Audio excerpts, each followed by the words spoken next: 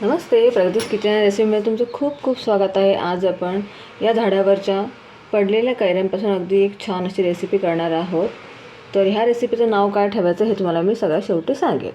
तर ह्या कैऱ्या झाडावरून हवेमुळे अगदी सहज पडलेल्या आहेत। तर त्याचं लोणचं तर काही व्यवस्थित लागत नाही।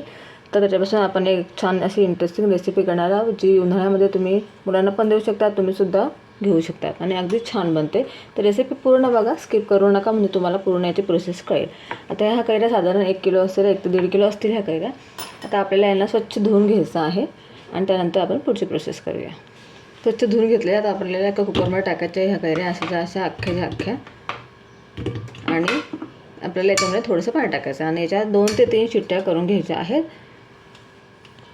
पाणी टाकताना एकदम जास्त पण ओतू नका। इथे मी 1 ते 1.5 ग्लास पाणी टाकते। 1.5 ग्लास पाणी टाकलेलं आहे। आता कुकरचं झाकण लावून आपण 3 शिट्ट्या काढून घेऊया। हे बघा, कैऱ्या छान शिजल्या। आता मी कुकरचं शिट्टी झाल्यानंतर झाकण काढून घेतलेलं आहे आणि तुम्ही पाहू शकता अगदी मस्त आपल्या कैऱ्या शिजलेल्या आहे। अगदी चाकू सहज जातोय। आता आपल्याला त्यातलं पूर्ण पाणी काढून घ्यायचं आहे। आता हे पाणी टाकून नका देऊ, हे पाणी साईडला आपण एका भांड्यात काढून घेऊया। हे कैऱ्या थोडं थंड होऊ देऊया आपण। हे बघा, छान थंड झालेलं आहे। आता आपण याच्या वरचं साल आहे ना, हे आपोआप निघून जाईल। हे काढून घ्यायचं आपल्याला व्यवस्थित।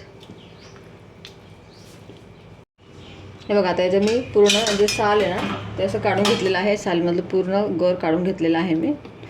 साल आपल्याला वेगळं करायचं आहे। आता हे सगळं जेवढं गर आहे ना, तो आपल्याला पूर्ण असा हाताने व्यवस्थित पूर्णाच्या गाळणी किंवा तुमच्याकडे जी गाणी असेल त्याने तुम्ही असं छान याला एकसारखा आपल्याला याचा पल्प काढून घ्यायचा आहे। आता अशा पद्धतीने मी आणि हातानेच करा हे काम, चमच्याने करू नका। चमच्याने कसं व्यवस्थित होत नाही, हाताने व्यवस्थित होईल आणि पूर्ण पल्प निघून जातो व्यवस्थित। आता अशा पद्धतीने मी पूर्ण पल्प काढून घेते, मग तुम्हाला पुढची प्रोसेस दाखवते। किंवा तुम्ही पूर्ण पल्प काढून मिक्सरमध्ये सुद्धा वाटू शकतात। जर तुमच्याकडे गाणी वगैरे नसेल तर तुम्ही पूर्ण पल्प हा काढून असा त्यातले हे आठवड्या काढून त्या तुम्ही पूर्ण जो पल्प आहे तो तुम्ही मिक्सरमध्ये टाकून वाटू शकतात। हे बघा, आता पूर्ण पल्प आपण काढून घेतलेला आहे। पूर्ण आठवड्या मी वेगळ्या केलेला आहे। आता आपण हे पूर्ण पल्प गाण्याने काढून घेऊया। हे बघा, पूर्ण पल्प काढून घेतलेला आहे। तुम्ही पाहू शकता एकदम अगदी एकसारखा निघालेला आहे। मिक्सरमध्ये पण आपल्याला करायची गरज नाही आहे। आता ह्या कैऱ्या थोड्याशा पिकलेल्या त्याच्यामुळे जो कलर तुम्हाला असा दिसतोय, तर तुमच्या कैऱ्या कच्च्या असतील तर हा पूर्ण पांढरा शुभ्र दिसेल। तर आता आपण याच्यामध्ये तुम्ही तुमच्या आवडीनुसार याच्यामध्ये साखर किंवा गूळ टाकू शकता। जर तुमच्या घरी शुगर पेशंट असेल तर तुम्ही याच्यामध्ये गूळचा वापर करू शकतात आणि जर नसतील तर तुम्ही साखरसुद्धा पिठी साखर टाका। अख्खी साखर टाकण्यापेक्षा पिठी साखर कशी पटकन विरघळते आणि आपला पल्प हा तयार होईल। आता मी याच्यामध्ये टाकणार आहे गूळ। आता मी ह्या मोठ्या चमच्याने इथे असा गूळ बारीक करून घेतलेला आहे छान मिक्सरमध्ये। तर मी इथे 2 ते 3 चमचे गूळ टाकणार आहे। तुम्ही तुमच्या टेस्टनुसार आवडीनुसार कमी जास्त गोड करू शकता। जर तुम्हाला जरासं आंबट गोड हवं असेल तर तुम्ही गूळ कमी पण टाकू शकतात। इथे मी 3 चमचे गुळाची पावडर टाकलेली आहे। पावडर टाकल्यामुळे पावडर कशी पटकन विरघळेल, जास्त आपल्याला मेहनत लागणार नाही। हे बघा, गूळ टाकून मी अगदी व्यवस्थित मिक्स केले आणि तुम्ही याचा कलर पाहू शकता किती मस्त कलर आलेला आहे।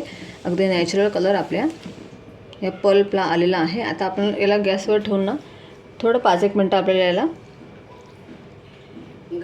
गरम करून घ्यायचा आहे, म्हणजे हा आपला खूप दिवसापर्यंत टिकून राहील। जर तुम्हाला इन्स्टंट हवं असेल तर तुम्ही नाही जरी गरम केलं तरी चालेल, पण गरम करून जर तुम्ही याला थोडंसं ठेवलं 5 मिनटापर्यंत तर गूळ थोडासा पक्का होईल आपला आणि हे आपण खूप दिवसापर्यंत याला फ्रीजमध्ये ठेवून तुम्ही वापरू शकतात आणि स्टोअरसुद्धा करू शकतात। गॅसवर ठेवलेले मी आता गॅस चालू केला। आता आपल्याला याला जास्त पक्का पण नाही करायचं आहे, अगदी 5 मिनटापर्यंत आपल्याला याला शिजवून घ्यायचं आहे।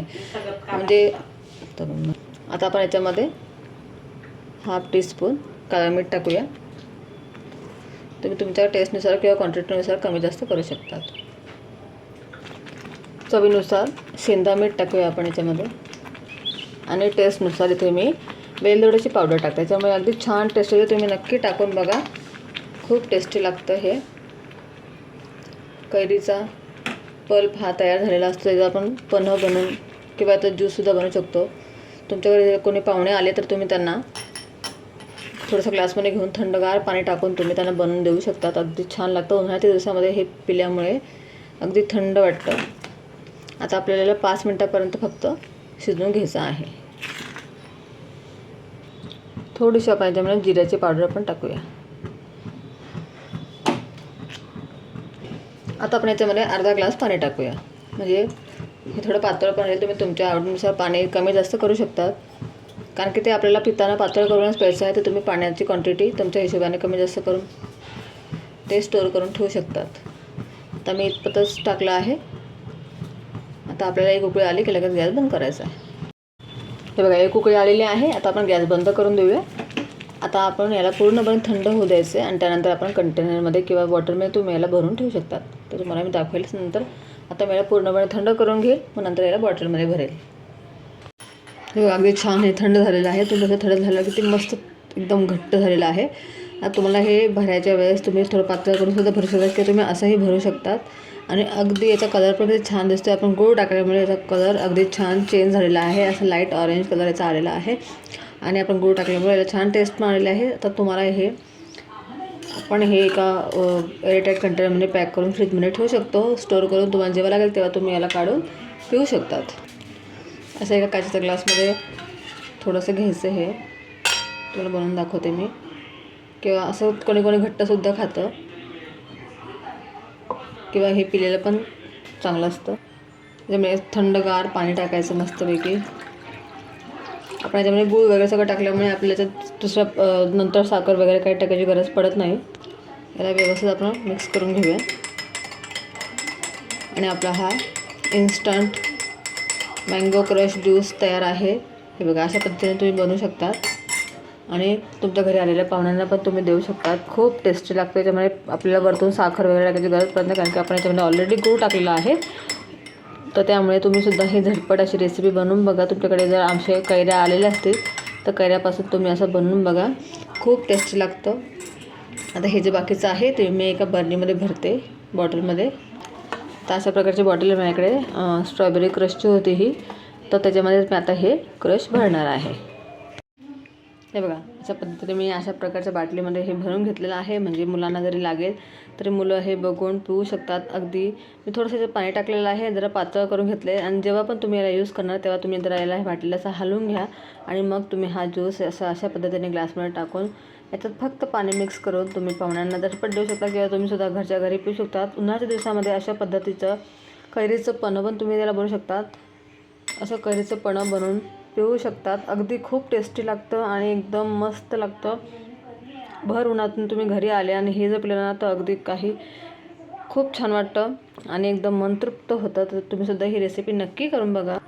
आणि तुमच्या घरी पण कैरी असेल तर तुम्हीसुद्धा अशा पद्धतीने कैरीचं पन्हं असा क्रश बनवून ठेवा आणि असा क्रश बनवून तुम्ही हे असं पन्हं बनवून इन्स्टंट पिऊ शकता. जर तुम्हाला आजची ही रेसिपी आवडली असेल तर नक्की या रेसिपीला लाईक करा, चॅनलला सबस्क्राईब करा आणि शेअर करायला अजिबात विसरू नका. आणि जास्तीत जास्त रेसिपी बघण्याकरता प्रगतीज किचन या रेसिपीला जर तुम्ही सबस्क्राईब केलं नसेल आतापर्यंत सबस्क्राईब नक्की करा आणि एक लाईक नक्की करा. म्हणजे मी अशाच छान छान नवीन रेसिपी तुमच्याकरता घेऊन येईल. नेक्स्ट व्हिडिओ पाहण्यासाठी लवकरच भेटूया. बाय.